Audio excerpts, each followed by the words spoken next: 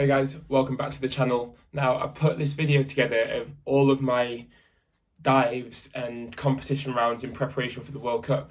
So once you watch it, you can kind of go through the emotions that I try to not necessarily perfect, but minimize the mistakes that I make on each skill as I go up and down and up and down with the quality in preparation for the World Cup, for my chance to qualify for the Olympics, which was my first competition back since the pandemic, since all the lockdown, since I was forced to train from home.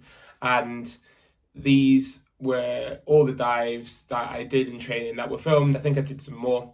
And, it was all about trying to find the consistency, find the quality, so that at World Cup I could cope with the pressure of the environment and trust in the training that I did. And anytime I've spoken about that before, this is what I mean by trusting in the training, because all these reps, all these dives gave me the confidence to go and execute as well as possible at the World Cup, which got me my spot. So enjoy. Hopefully I'll be able to do a similar one in the lead up to the Olympics, and hopefully with even more success. We'll see. Enjoy.